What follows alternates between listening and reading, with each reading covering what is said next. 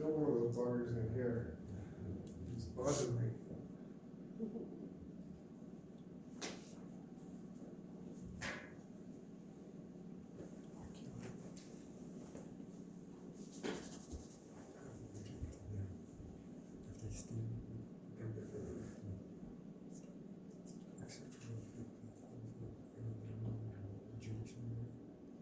Got a message I wanted to share with you this morning, and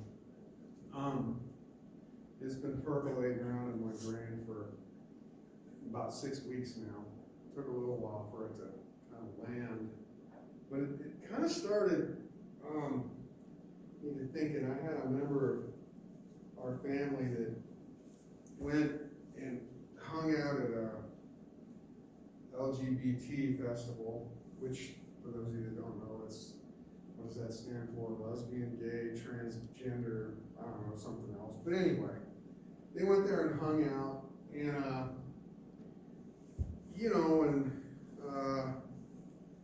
they're a Christian, they're saved. I was thinking, Lord, what do you think about that? What's your opinion about that? And that really set me to asking myself a lot of questions. And as life is, I think I've got more questions than I do answers. But as I prayed and prepared for this message, he answered some of my questions. We're going to be talking mostly in Romans today. We're in Romans. So just a quick review about Romans. Romans is written to basically the Christians in Rome. It was written about 57 AD. It's a little different than the other letters because, or books of the New Testament, I should say, because the letters he wrote to the Corinthians, the Ephesians, the Galatians were all like follow-up letters. He had gone there and visited. Paul wrote this letter, by the way. Sorry, when I say he, that's what I'm talking about. Paul wrote this letter. So he had gone to those places, and then he wrote letters of correction and encouragement, sometimes rebuke. But Romans is a little different. He wanted to go there, but he hadn't got to go yet. So Romans is really, a lot of people say Romans is like a doctrinal thesis of our faith. Romans is different. And I think there's a lot of instruction we can glean from Romans because of that. He's writing to the Christians in Rome, and just trying to teach them about their faith. He hasn't been there yet. Well, just a little bit more about Rome at the time. Rome was the superpower of the world, and they're experiencing problems at the peak of their power. They've got moral decay. They had huge fires. And so, if we think about it, where are we at in our country now? We're sort of still a superpower. We really are. It seems like it's declining. But we've got some moral decay in our country that we can all see. We've got some big fires. There's one in California, another one going now. The Santa Ana winds stirred up another fire. So I think there's some similarities between us today and between Rome. And so I think that helps us it's just like an extra boost with this book. We can really apply everything in this book to us.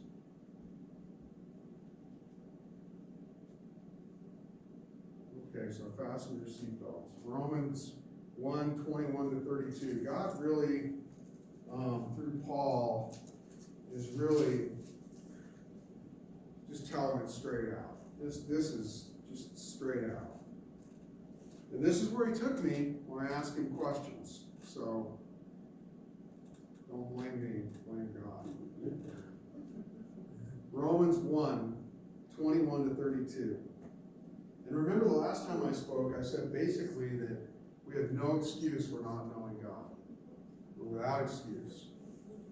Because he made the heavens, he made the earth, he made those aspens out there, and he made everything. So, starting with 21. Yes, they knew God, but they wouldn't worship him or even give thanks. They began to think up foolish ideas of what God was like. As a result, their minds became dark and confused. Claiming to be wise, they instead became utter fools. Instead of worshiping the ever-glorious living God, they worship idols made to look like mere people, birds, animals, and reptiles. And so, God abandoned them to do whatever shameful things their hearts desired. As a result, they did vile and degrading things with each other's bodies. They traded the truth about God for a lie. So they worshiped and served the things God created instead of the Creator himself, who is worthy of eternal praise. That is why God abandoned them to their shameful desires. Even the women turned against the natural way to have sex, instead indulged in sex with each other. And the men, instead of having normal relationships with women, burned with lust for each other, and men did shameful things with each other. And as a result of this sin, they suffered within themselves the penalty they deserved. And since they thought it foolish to acknowledge God, he abandoned them to their foolish thinking. Let them do things they should never do, that should never be done. Their lives became full of every kind of wickedness, sin, greed, hate, envy, murder, quarreling, deception, malicious behavior, and gossip. They are backstabbers, haters of God, insolent, proud, boastful. They invent new ways of sinning. They disobey their parents. They refuse to understand.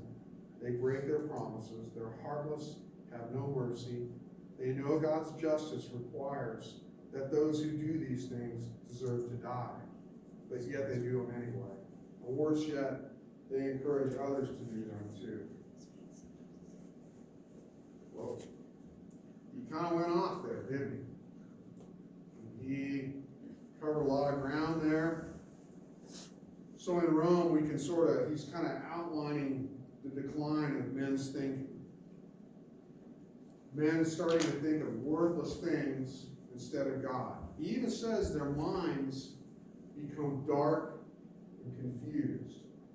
So that's scary. I don't want my mind to be dark and confused. This brings us to the first major point I want to make. When we don't think about God, when God's not forefront in our head, we can be open to the enemy's suggestions. And that's so important, I want to say it again. When we don't fill our head with God, when we don't think about God, our life becomes open to the enemy's suggestions. So think of it this way. Our life, all of us have, I know I do, a secret thought life. And that's like my closet. So what's in there? It's stuff that I want to hide, and I don't want anyone else to see, right? Because it's in my closet. So my thought life, back to that, can be polluted with thoughts of the world, the enemy. What do I think about when I got nothing to do? What do I daydream about? What are my goals? What am I focusing and spending my time on when I got spare time? Is God a priority? Is he at the forefront of my brain? Is he a priority for me? So this thought life, again, that I'm thinking about is my secret life, right? Nobody knows what I'm thinking about. God does. Of course, he knows what I'm thinking about all the time, right? I can't fool him. Cannot fool God. He knows all of my thoughts. So when I give up on God and I worship other things, I think about all these other things, spend my time on all this other stuff, he can abandon me to do whatever my heart desires. Now when we're saved, obviously we're saved. We know that his blood covers us and we're going to heaven. But whenever I don't have God in my head and I'm not thinking about him and what he wants from me, the enemy's allowed to come into this circle around me. And he can put thoughts in my head that aren't so good. He can get me thinking stinking, stupid things. I can get dark. I can get confused. The second thing that I think is really important, when people think it's foolish to acknowledge God, he abandons them to their own foolish thinking. Think about that a minute. If we run into them, when people think it's foolish to acknowledge God, he abandons them to their own foolish thinking. So it shouldn't come as any surprise to us when we encounter people in the world that are behaving badly. They've been abandoned to their own foolish thinking. We got people out there that are hired to do a job, and they do a crappy job, and they get fired, and they go get a firearm, and they go shoot 6 people.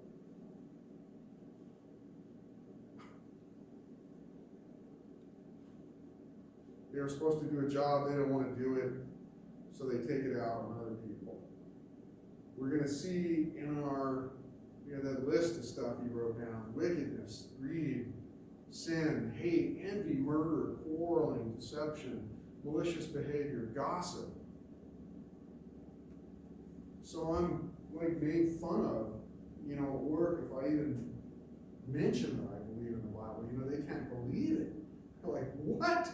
Are you crazy? The Bible? That's for idiots. Do I really believe God exists? Well, yeah, I do. I'll tell them, yeah, he's real. He does exist. He's here. He built this place. We're just temporary occupants here. So that's the environment we live in. That's what we're in. Most of the people in the world that we're around, that's the boat they're in. They're in that boat of God's not real, right? So I really shouldn't be all that surprised when I see the behavior that I see. I really shouldn't be surprised. I am. It's bad, obviously. So they don't think like I do, and their thinking is not going to align with God's thinking. Peter talks about this in 1 Peter 2:11. He says, I urge you, brothers, as aliens and strangers in this land, to abstain from evil, to resist evil. So you see, we were really built not for here, we were built for heaven. And we're supposed to stand our ground while we're here on earth. So what do I do about all this? I just outlined all this terrible behavior. Paul was pretty much down on what they were doing. Do I go on a crusade for God? Do I hold all these miserable people accountable for their actions? As I prayed about the person I knew that had gone to this LGBT festival, I wanted to tell him. I wanted to say, no, that's a terrible place for you to be. What are you thinking? Those people are a mess. But wait, is that going to be effective? So my first instinct is to lash out, right? Call them out. That's wrong. No, you can't do that. You're going to hell. That's my first instinct, right?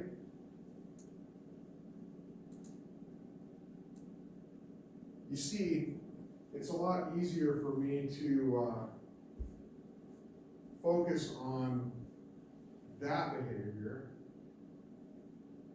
instead of, ouch. See, it's a lot easier for us to look at other people and point out their sins than it is to turn the mirror around and look at this guy.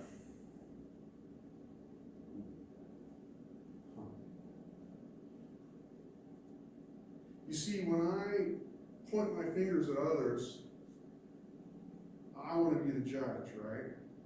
I want to judge their behavior, right? Let's look at the definition of what a judge is.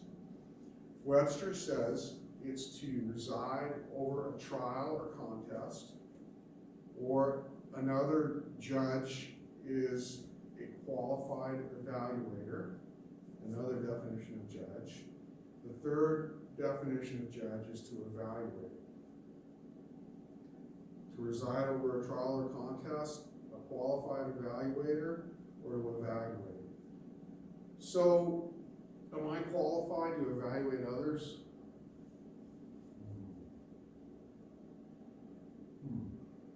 Mostly, I think not. Mostly not. I can also get into trouble when I lash out at others because I wander out there into judge, jury, executioner territory. You see, I want to be the judge. I want to decide. I want to be the panel of 6 that decides their crime. And then I also want to be the executioner. I want to whack them. Right? Is that right? Am I going the right direction when I do that?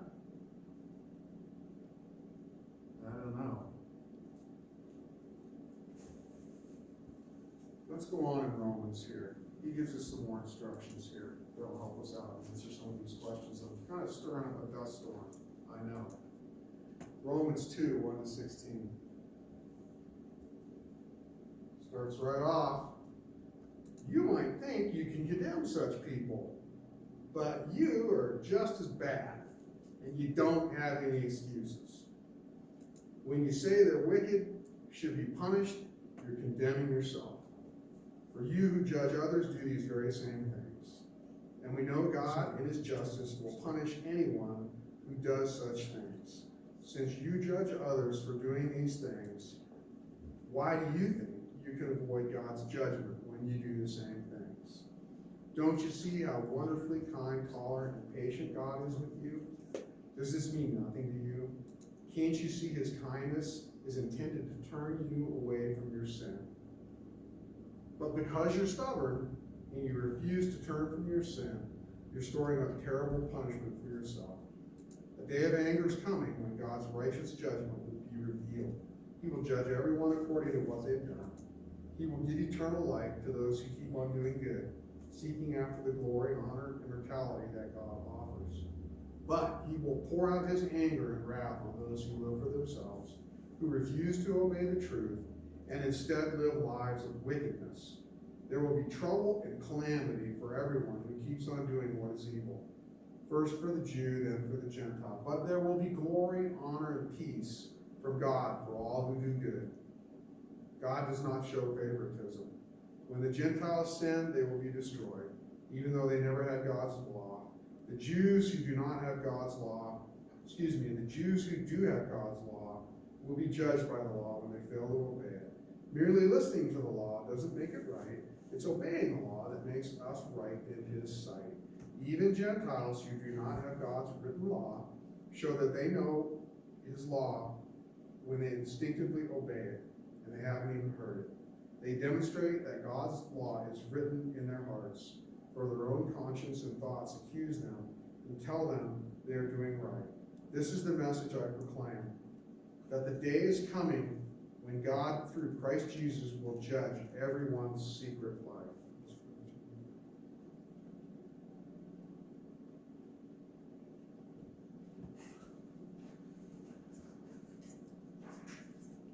So we get Paul's advice on how we judge others.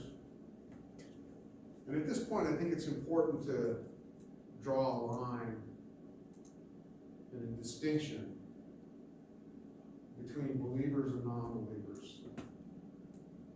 See, Paul is talking about the world mostly here. He's talking about non-believers. We are not the judgment. I'm not the judgment. I can't expect non-believers to act like God exists. It's probably not going to happen. They're going to act in bad ways. I'm not supposed to judge their behaviors. I am not a qualified judge. The only true judge sits up there. Believers are another story completely. And for extra credit, if you want to read through 1 Corinthians 5, the whole chapter, I'd encourage you to do that. I don't have enough time to spend on it today, but I'm going to cover a lot of ground already. But that's an example of the church holding a believer accountable to a standard. 1 Corinthians 5. So God's the only righteous judge, right? He gave me eternal life when he sent his son to die on the cross. He washed all the dirt and filth off of me. He's full of kindness towards me. And this helps me see my good and my bad parts. A lot of bad parts. Shame to say, but his kindness towards me, I don't really get what I deserve. I deserve death, but I get eternal life.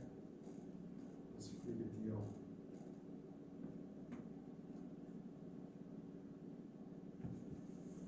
So the next point I want to make is when I judge others with sin in my heart, and as we all sit in the room here, I confess that I asked for forgiveness for my sins this morning, but I'm a sinful man.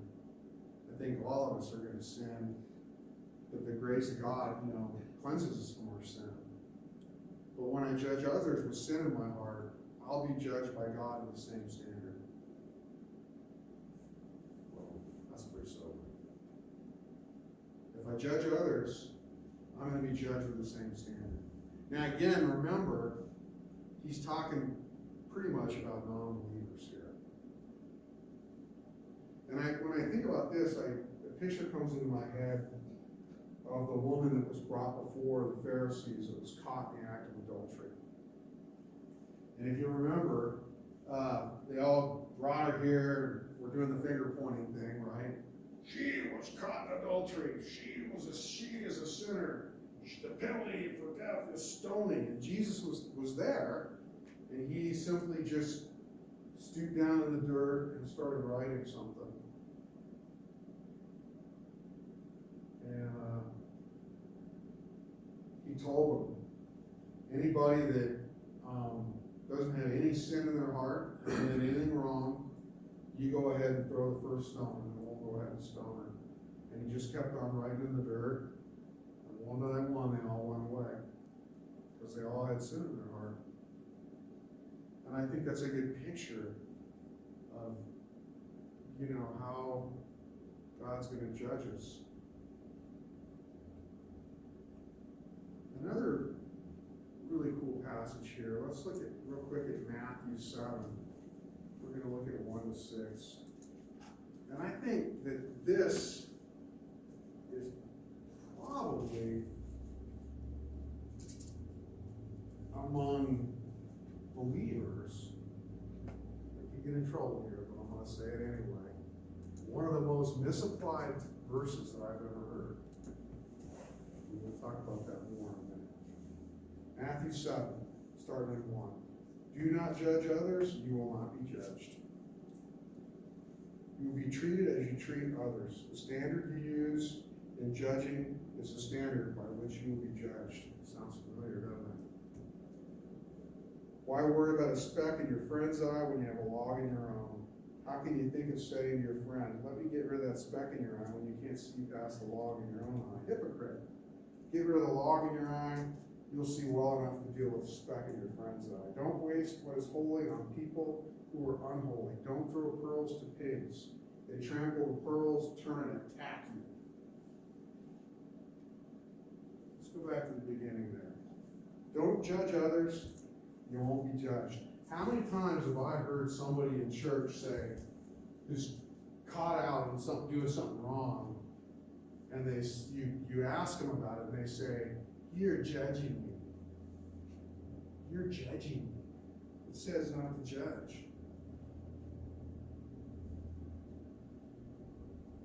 Don't judge others, you won't be judged. So this is an area where we have to be led by the Spirit.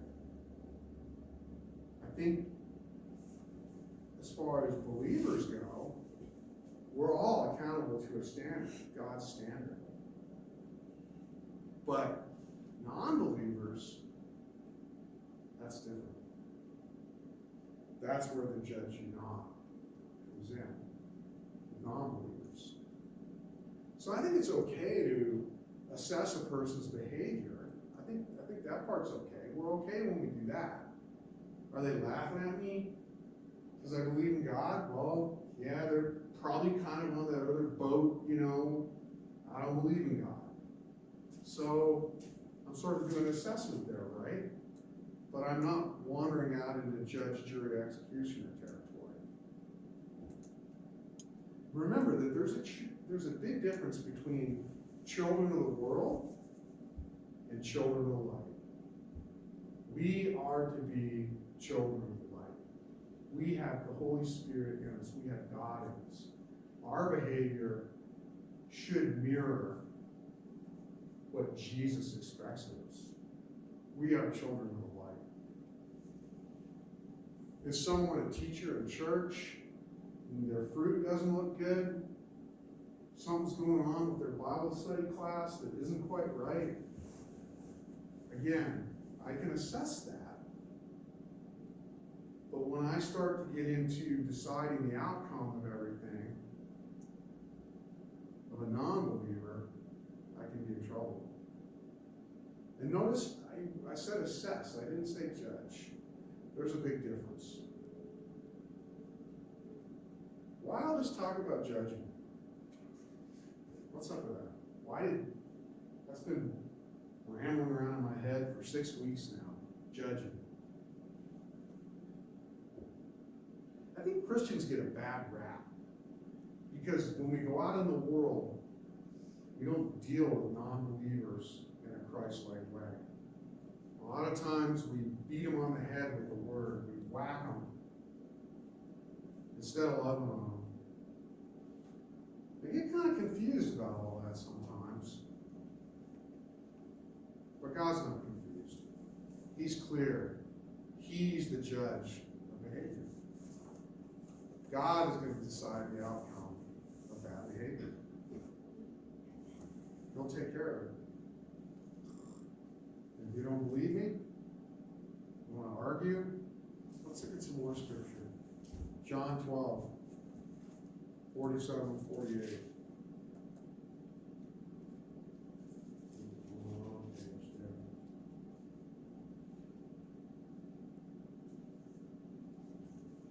I will not judge those who hear me, if they don't obey me, for I have come to save the world and not to judge it. All who reject me and my message will be judged on the day of judgment by the truth I have spoken. That's Jesus speaking there. Acts 17:31.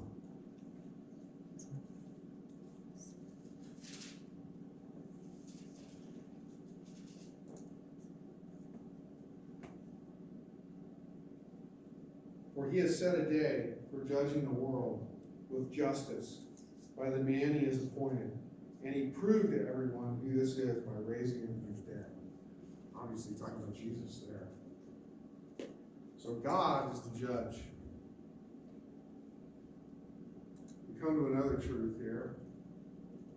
At the end of that second passage, God will judge all my secrets.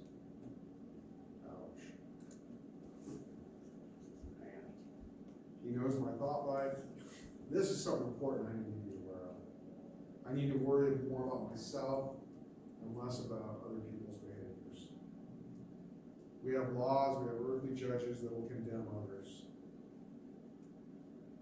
The earth's inhabited by the enemy and his forces. He has some realm and sway here, and he has the ability to do things, and so I shouldn't be surprised by all this stuff that's going on.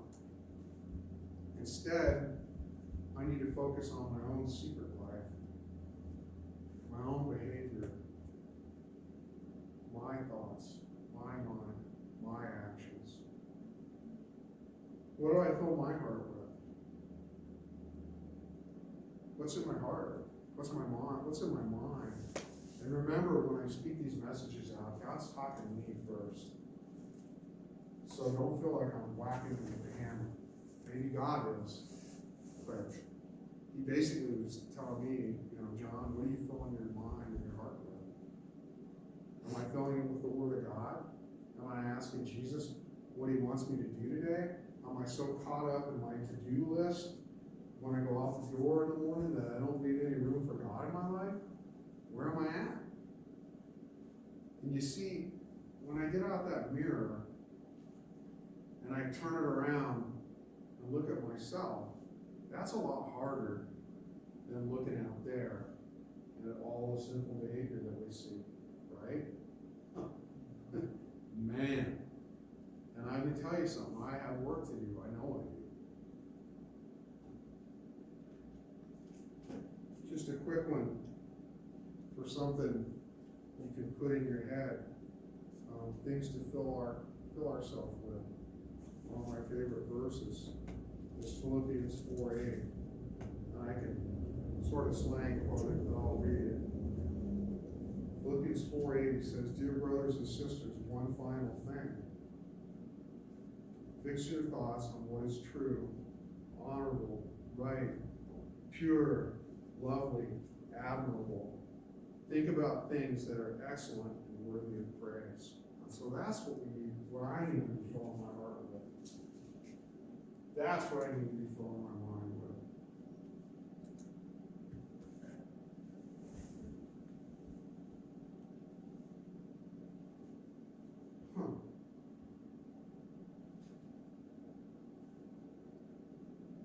Kind of looks like my closet there. Man. It's dirty.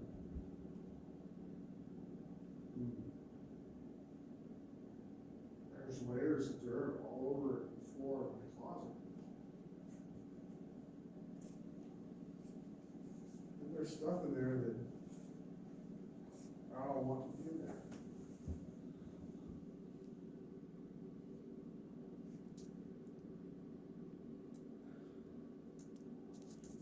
I need your help, Lord, cleaning up this closet. I don't know what to do about it. I'm really scared if anybody sees this closet. They're not going to like me. It's bad in there, Lord. I think I'll leave the door closed. Oh, I can't do it. Can't do it. What?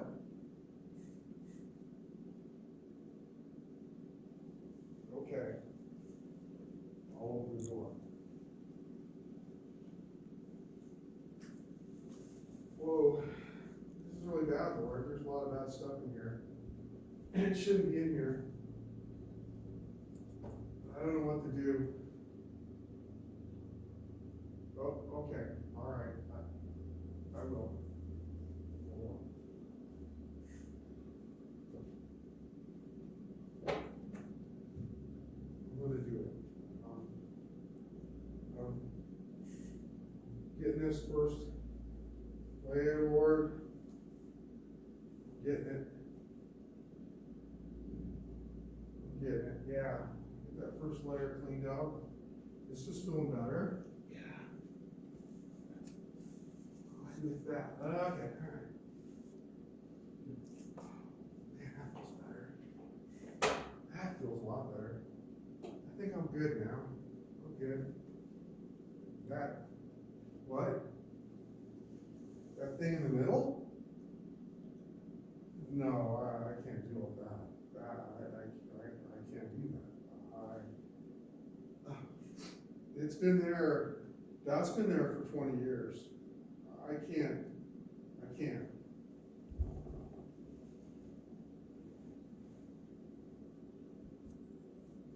You'll help me?